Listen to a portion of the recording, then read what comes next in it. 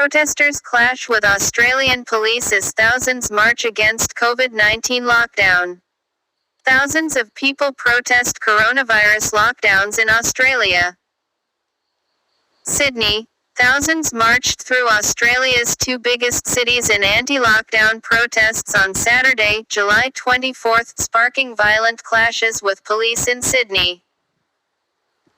Dozens of protesters were arrested after an unauthorised march flouted public health orders in Sydney, while several confrontations with police broke out during the hours-long rally.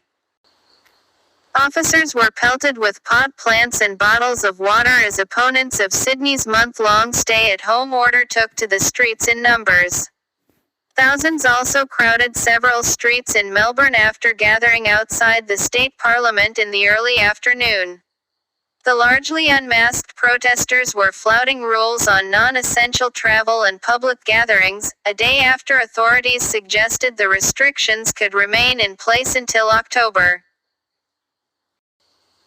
Australian officials tighten Sydney lockdown as COVID-19 cases rise. I am utterly disgusted by the illegal protesters in the city today whose selfish actions have compromised the safety of all of us, the Premier of Sydney's state of New South Wales, Gladys Berejiklian, said in a statement.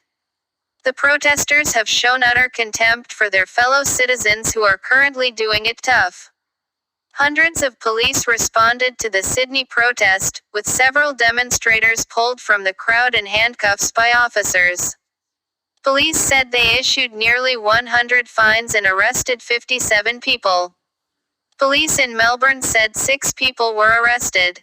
New South Wales Police Minister David Elliott said a team of detectives would be scouring footage to identify and charge as many people as possible in the coming days. What we saw today in Sydney is unfortunately something that we've seen in cities that we all shake our head at, Elliott told media after the protest.